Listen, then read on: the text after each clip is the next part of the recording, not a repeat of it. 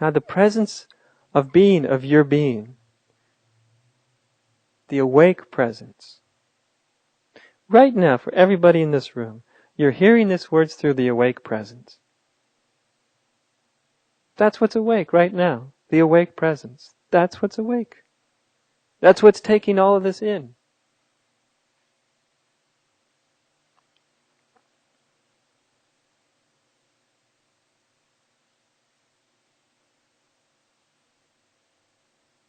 And yet we can't reach out and grab it, can we?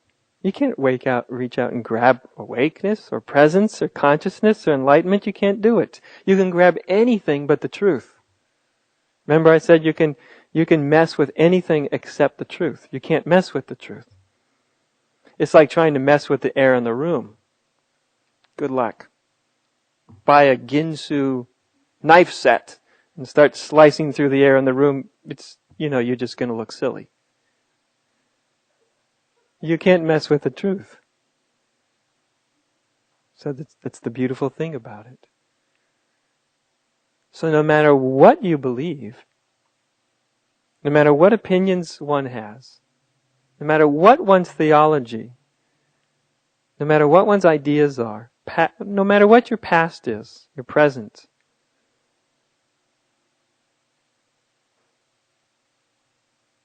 the truth of your being is the same.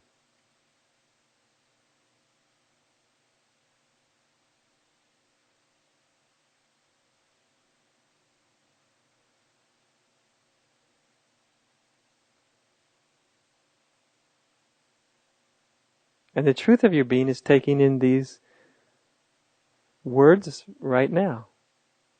I guarantee you the truth of your being is not mistaking these words as the truth.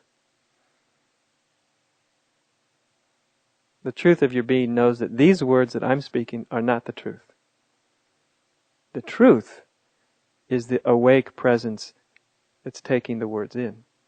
That's what's true. That which is always awake.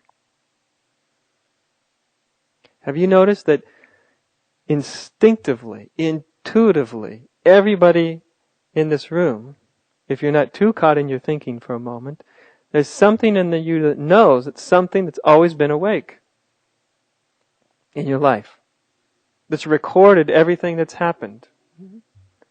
There's a basic consciousness, call it what you will, awareness, that's been there your whole life. And yet the funny thing is, the one thing that's been there your whole existence is the one thing about yourself that you can't grasp. Just go ahead, try to think about it. Think about the one thing that's always been there. There has been awareness or consciousness that's taken in every event that's happened to your life. It's watched your body and your mind and your personality go from infancy to childhood to adolescence to adulthood. It's watched all that happen. It's watching this moment happen. It will watch the next moment happen. But that awakeness itself is the one thing that's always been, and it's the one thing about you that you can't grasp. You can't even really think about it. It eludes every attempt at definition. And yet, even as your mind confuses yourself, guess what's aware of the confusion? There's the awake presence. Totally awake to confusion.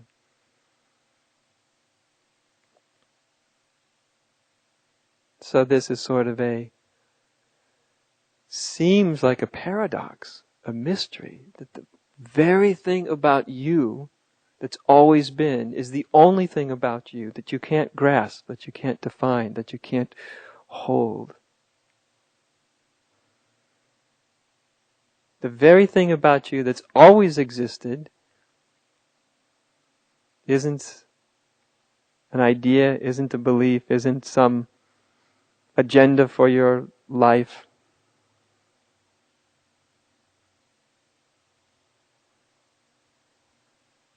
The very thing that's always existed is not really a thing at all.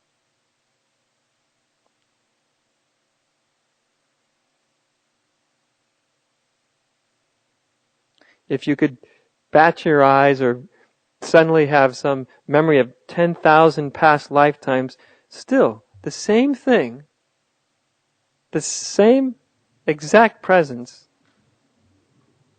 would have existed through all of that. And here it is in this one. No different, really.